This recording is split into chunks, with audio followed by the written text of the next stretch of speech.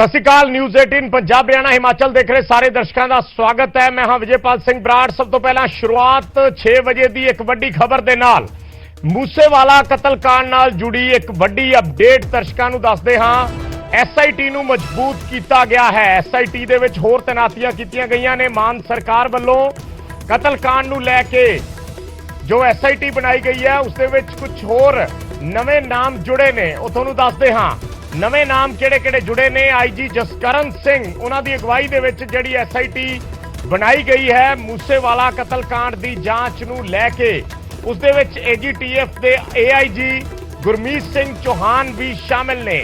SIT च मानसा दे SSP ते SP नूं भी शामिल किया गया है। इस तो इलावा बठिंडा दे DSP भी SIT दे विच शामिल ने और मानसा दा CIA स्टाफ उसनूं भी SIT दे विच शामिल किया गया है। यानी SIT दा घेरा वधा दिता गया है, दायरा वधा दिता गया है, उसनूं मजबूत कर दिता गया है और सख्त हदायतां दित्तियां गईयां ने जल्दी तो जल्दी मुलजमां नूं फड़न दियां, दोषियां नूं फड़न दियां और सिद्धू मूसेवाला नूं इंसाफ देण दियां, उन्हां दे परिवार नूं इंसाफ दिवाउण दियां कोशिशां दे तहत SIT दे विच कुछ चेंजिस कीतियां गईयां ने, उसनूं होर मजबूत किया गया है। कुछ नवीआं एडिशनस होईयां ने, नवे नाम जुड़े ने। एक बार फिर दस दिने IG जसकरण सिंह की निगरानी के हेठ यह SIT बनी है। AGTF anti gangster terrorist force anti gangster task force जिहड़ी है AGTF जिहड़ी सरकार ने बनाई सी। इस सरकार ने सत्ता दे विच आउंदे ही AGTF दा गठन कीता सी एंटी गैंगस्टर टास्क फोर्स दा। उसदे AIG ने गुरमीत सिंह चौहान जिहड़े पहला ओकू दे विच भी रहे ने, गुरमीत सिंह चौहान नूं इस दे विच शामिल किया गया है। इस तो इलावा मानसा दे SSP ते SP नूं SIT दे विच शामिल किया गया है। बठिंडा दे DSP नूं SIT दे विच शामिल किया गया है और मानसा दे CIA स्टाफ नूं SIT दे विच शामिल किया गया है। कुछ जिहड़े गैंगस्टर्स की मदद करने वाले ने या उन्हां नाल नेड़ता रखने वाले मुलजम ने, उन्हां नूं पुलिस ने राउंड अप किया है। एक गिरफ्तारी हले तक इस मामले दे विच हुई है पर कुछ नूं प्रोडक्शन वारंट ते लिआंदा गया। कुछ ऐसे नाम ने, कुछ नूं राउंड अप किया गया, पुछगिछ चल रही है और पुलिस की कोशिश है उन्हां शूटर्स तक पहुंचण दी, उन्हां हथियारियां तक पहुंचण दी जिन्हां ने इस कतलकांड नूं अंजाम दिता है, मूसेवाला दा कतल किया है, जिन्हां ने उन्हां तक पहुंचण दी पुलिस की कोशिश है। इस करके SIT दे विच कुछ नवे नाम जुड़े ने और SIT नूं मजबूत किया गया है।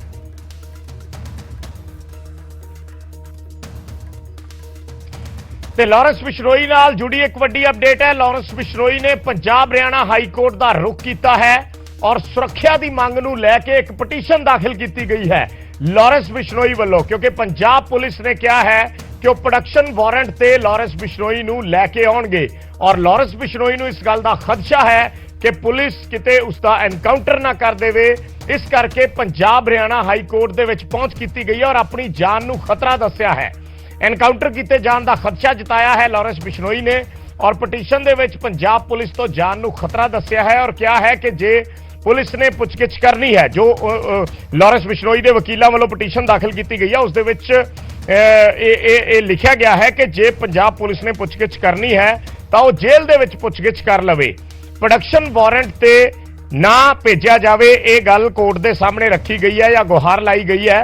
दस दईए कि इस तो पहला दिल्ली हाई कोर्ट च पहला पटीशन लाई सी पर उस पटीशन नूं वापस ले लिया गया। उस तो बाद पंजाब हरियाणा हाई कोर्ट का रुख किया गया है लॉरेंस बिश्नोई के वकीलों वालों।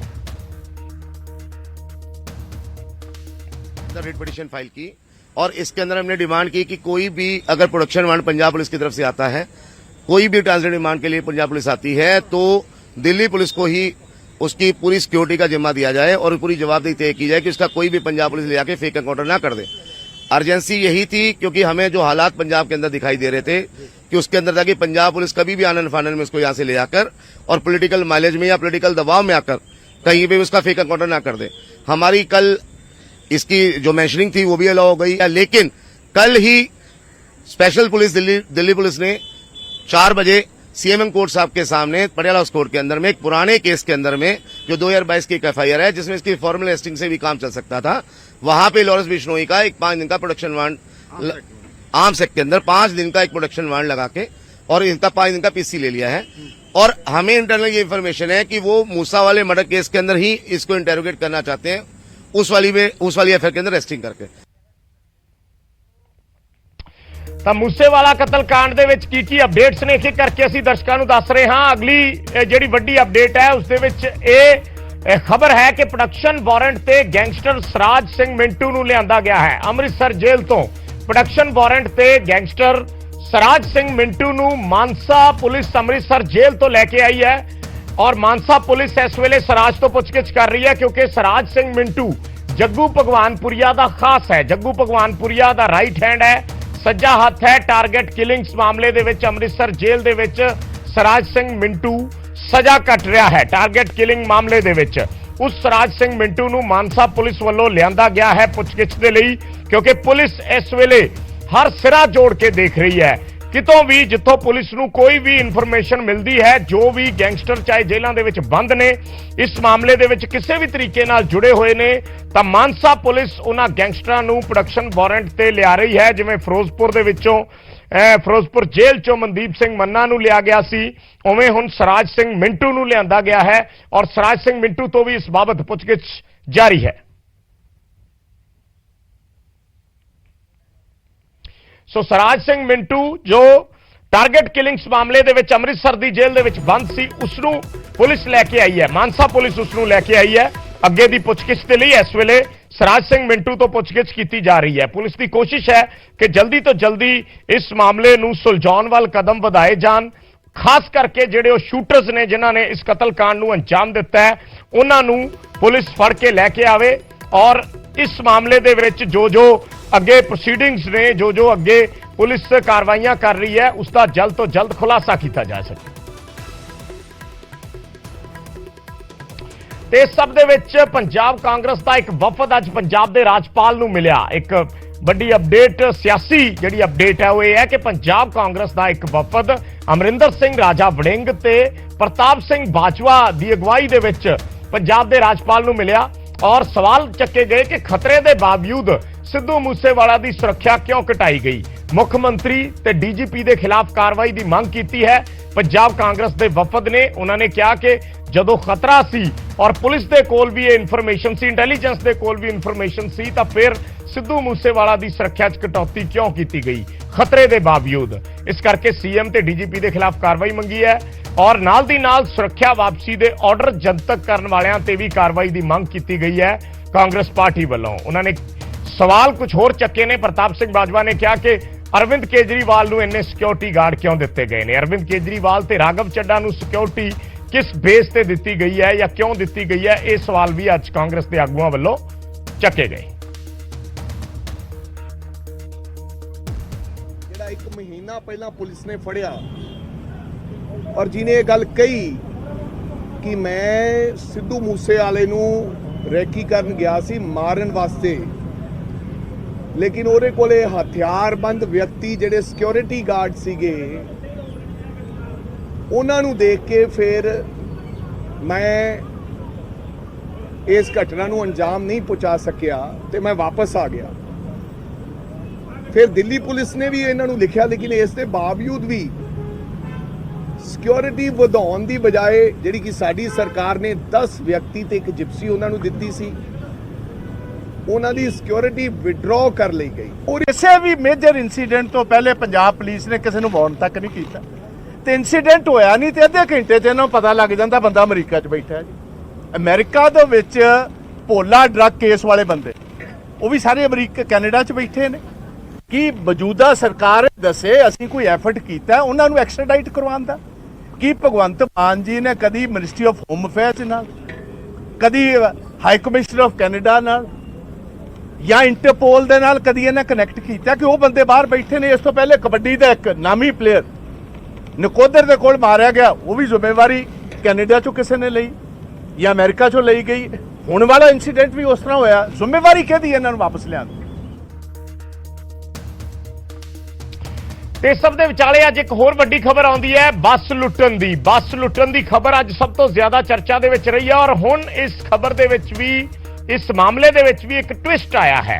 ਪੁਲਿਸ ਵੱਲੋਂ ਬੱਸ ਦੀ ਲੁੱਟ ਦਾ ਦਾਅਵਾ ਖਾਰਜ ਕਰ ਦਿੱਤਾ ਗਿਆ ਹੈ। ਪੁਲਿਸ ਨੇ ਲੁਧਿਆਣਾ ਪੁਲਿਸ ਕਮਿਸ਼ਨਰ ਨੇ ਇਹ ਦਾਅਵਾ ਖਾਰਿਜ ਕੀਤਾ ਹੈ ਕਿ ਬੱਸ ਦੀ ਲੁੱਟ ਹੋਈ।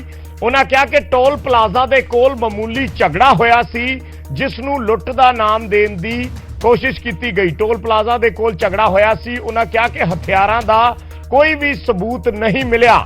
ਪੁਲਿਸ ਕਮਿਸ਼ਨਰ ਵੱਲੋਂ ਇਹ ਬਿਆਨ ਦਿੱਤਾ ਗਿਆ ਹੈ ਕਿ ਹਥਿਆਰਾਂ ਦਾ ਕੋਈ ਵੀ ਸਬੂਤ ਨਹੀਂ ਮਿਲਿਆ। ਸੀਸੀਟੀਵੀ ਤਸਵੀਰਾਂ ਵੀ ਪੁਲਿਸ ਨੇ ਜਾਰੀ ਕੀਤੀਆਂ ਨੇ ਔਰ ਉਹਨਾਂ ਨੇ ਕਿਹਾ ਹੈ ਕਿ ਬੱਸ ਦੇ ਕੰਡਕਟਰ ਦੇ ਨਾਲ ਕੁਝ ਲੋਕਾਂ ਦਾ ਝਗੜਾ ਹੋਇਆ ਸੀ, ਪਰ ਹਥਿਆਰਾਂ ਦਾ ਕੋਈ ਸਬੂਤ ਨਹੀਂ ਮਿਲਿਆ ਔਰ ਨਾ ਹੀ ਬੱਸ ਨੂੰ ਲੁੱਟਣ ਦੀ ਐਸੀ ਕੋਈ ਕੋਸ਼ਿਸ਼ ਹੋਈ ਹੈ।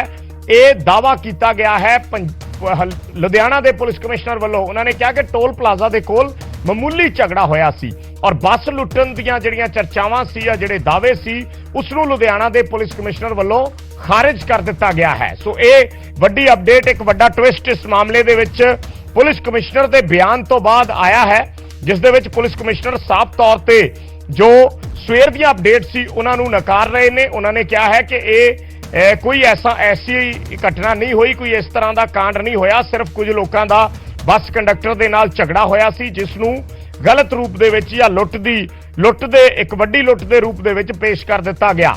ਪਰ ਇਹਨਾਂ ਸਾਰੀਆਂ ਚਰਚਾਵਾਂ ਨੂੰ, ਇਹਨਾਂ ਸਾਰੇ ਦਾਅਵਿਆਂ ਨੂੰ ਲੁਧਿਆਣਾ ਪੁਲਿਸ ਕਮਿਸ਼ਨਰ ਨੇ ਖਾਰਿਜ ਕੀਤਾ ਹੈ।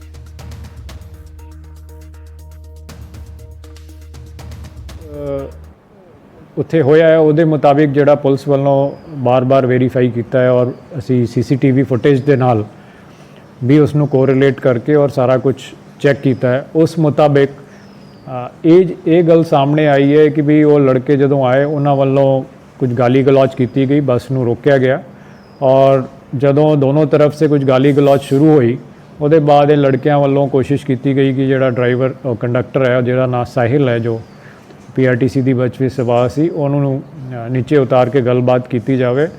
ਉਸ ਦੌਰਾਨ 1-1.5 ਮਿੰਟ ਦੀ ਕਰੀਬ ਜਿਹੜੀ ਹੈ ਇਹਨਾਂ ਦੀ ਗਾਲੀ ਗਲੋਚ ਤੇ ਕੁਝ ਹੱਥੋਂ ਪਾਈ ਜਾਂ ਖਿੱਚਤੂ ਹੋਈ ਹੈ।